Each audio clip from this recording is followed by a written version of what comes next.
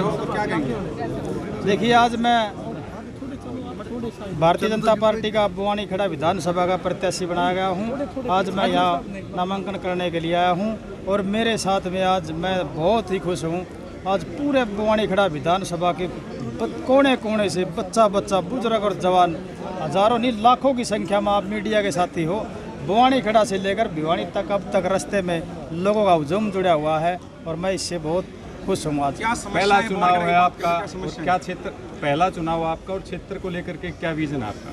देखिए, मैं आज से नहीं 25 साल से मैं बुवानी खड़ा विधानसभा का मैं सेवा कर रहा हूँ और मैं 24 घंटे लोगों के बीच में सुख दुख में रहता हूँ। 25 साल से मेरा कोई आज का कैरियर नहीं, मैं आज टिकट मिलने से ही जनता में आया हूँ। मैं जैसा भी रहा हूँ, भूखा प्यासा, मैं जनता के अंदर रहा हूँ। मेरे को आधी रात को भी किसी ने आवाज़ लगाई है तो मैं उसके पास में खड़ा मिला हूँ।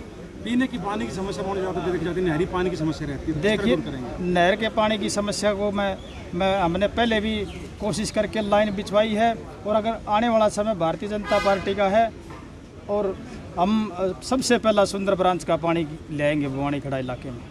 अगर हमारा पानी 15 दिन नहर में सुंदर ब्रांच में चलेगा तो हमारे किसान साथियों को, हमारे किसान जो भगवान हैं, उन किसान खुश होगा तो सारा देश खुश होगा।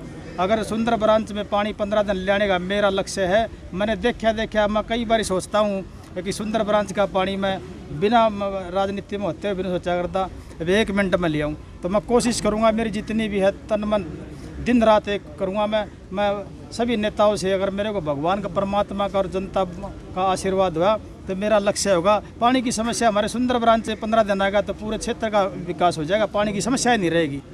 आज कपूर जी वाल्मीकि के नामांकन के लिए मैं यहाँ पर आई हूँ और आप देख ही रहे हो कि बहुत ही उत्साहित है सारा का सारा कार्यकर्ता। ज़बरदस्त माहौल है और आने वाले समय में बहुत अच्छे बहुमत के साथ हमारे कपूर जी जो हैं जीत के निकलेंगे। मैं तो इनको अग्रिम बधाई पहले ही दे देती हूँ। और जहाँ तक पूरा ज़िले का सवाल है, सारी जगह आने वाले समय में आप देखिएगा प्रत्याशी हमारे जीत के निकलेंगे और भारी बहुमत से भाजपा अपनी सरकार बनाएगी। अभी तक कांग्रेस जो है औपचारिक रूप से टिकटों का बंटवारा नहीं कर पाई है। सुनने में आता है कैंडिडेटों को उन्होंने ज़रूर फ़ोन कर दिया है, तो क्या मानते हैं इस प्रकार की जो रणनीति कांग्रेस अपना रही है उसका कैसे रहेगा? ये इनकी कोई रणनीति थोड़ना है ना, कांग्रेस रही, ये तो बाबू बेटा रह गए और उसके ऊपर जो है हालात ये हो गए हैं कि अब दोनों छुपते फिर रहे हैं क्योंकि इन्होंने इतने सारे लोगों की महत्वाकांक्षाएं बढ़ा दी। उनको जो है इधर से उधर जो है गाड़ियां ढो ढो के जो है उनको बिल्कुल पता नहीं कितने हज़ारों रुपयों से जो है नीचे तले लगा दिया। अब जो है उनको पता चल रहा है कि ये तो भाई सारे झूठे निकले, तो इसलिए ये डरते जो है लिस्ट इसलिए पूरी नहीं हो पा रही। और हमेशा से यही हाल हुआ है क्योंकि जो है बाबू किसी के मांग रहा है, बेटा किसी के मांग रहा है, तो हालात ये हो रहे हैं कि आने वाले समय में आप देखिएगा ये नाम कांग्रेस नाम की अब पार्टी रही नहीं है।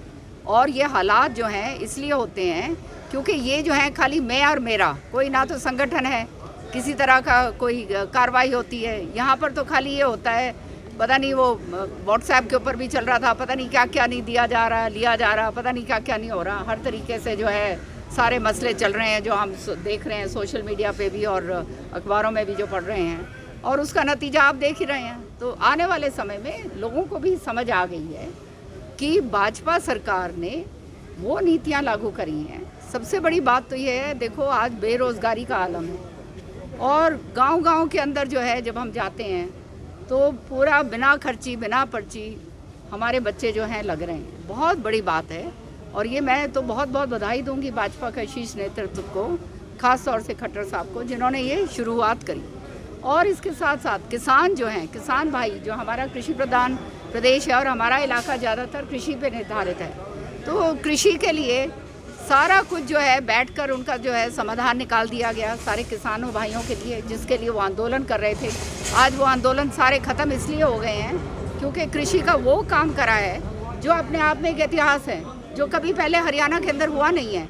और मैं तो यहाँ तक कहूँगी कि ये जो हैं कांग्रेस वाले जो हैं बाबू बेटा जो हैं, ये तो केवल एक मुखौटा है, नौटंकी है। इन्होंने किसान के लिए कभी करा ही कुछ नहीं है। ये तो सारी खाली राजनीतिक तौर पर इनको इस्तेमाल करने के लिए करा जा रहा था।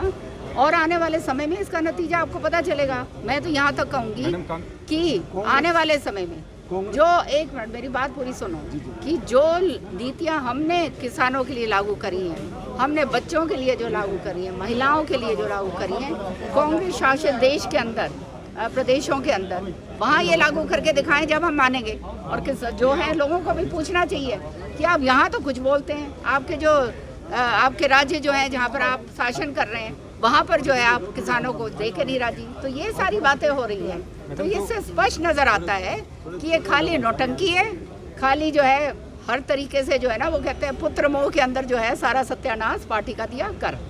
जो नाराज जो कांग्रेस से होते हैं उनसे क्या कहेंगी, क्या मानती हैं? क्योंकि बड़ी संख्या ऐसे नाराज लोगों की रहेगी जिनको टिकट नहीं मिली है, तो उनको लेकर के क्या अपील करेंगे? पैराशूट कैंडिडेट भी कहीं ना कहीं उतारे जा रहे हैं, नाराज भी है। नहीं, अब लाजमी है, जिस आदमी ने काम करा है और अगर वो होनहार है, देखो अगर होनहार नहीं है तो फिर कहने की बात नहीं है, लेकिन अगर होनहार है और काम करा है और उसको ना भी हो, उसको अगर प्रॉमिस करा गया है, बात यहाँ आती है कि अपनी ज़बान की, तो ये ज़बान के तो पक्के हैं ही नहीं, झूठे हैं दोनों बाबू बेटा, पूरी तरह से झूठ बोलते हैं, लारे लप्पे देते हैं, हर तरीके से लोगों को गुमराह करते हैं। और हमारे हरियाणा के अंदर तो आपने देखा है, एक रोहतक झज्जर को छोड़कर क्षेत्रवाद इतना ज़बरदस्त तरीके से इन्होंने फैला रखा था। भिवानी का मसलन देख लो, यहाँ से सड़क जो शुरू होती थी खेड़ी मोड़ से, वो तो जो थी पूरी की पूरी जो है उसमें पैचेस इतने होते थे, सब कहते थे भाई आ गए पाकिस्तान। तो हमारे को तो इस तरह से माना है।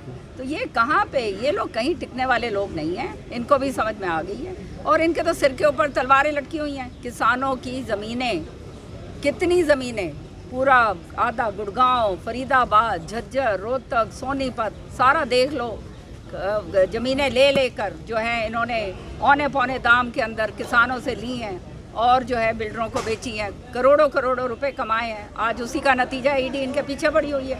आज जो है मेवात के अंदर आप चले जाओ, वहाँ पर किसान आंदोलन कर रहे हैं और वो बाबू बेटा दोनों को गाली दे रहे हैं कि भाई हमारा जो है, जो उनका हक बनता था, पैसा जो उनको निर्धारित किया था, वो उनको पूरा नहीं मिला।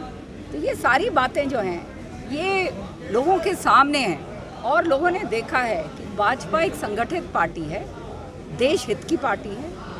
केंद्र के अंदर जो है माननीय प्रधानमंत्री जी नरेंद्र मोदी जी के नेतृत्व में तीसरी बार सरकार बनी है, देश हित के काम हो रहे हैं और जो उन्होंने संकल्प लिया है 2044 का, विकसित भारत का, उसके रास्ते के ऊपर हम सब चल रहे हैं। और इसी तरह से हरियाणा सरकार के अंदर भी जब सरकार हमारी थी और आगे बनेगी, वही काम हमने आगे करना है, चाहे युवकों का बेरोजगारी का मसला हो, महिलाओं का हो, गरीब का हो, अंत्योदया का जो आखिरी छोर तक जो आदमी है, जो रह जाता है, जो वंचित रह जाता है, उसके लिए काम कर रहे हैं। तो मैं तो सच्चाई आपको बताती हूँ, इतने दिन मैंने कांग्रेस के अंदर ज़रूर बिताए, लेकिन जो है गला घोट घोट के रही हूँ मैं। बहुत सुकून आ रहा है मुझे तो अब भाजपा में आने के बाद।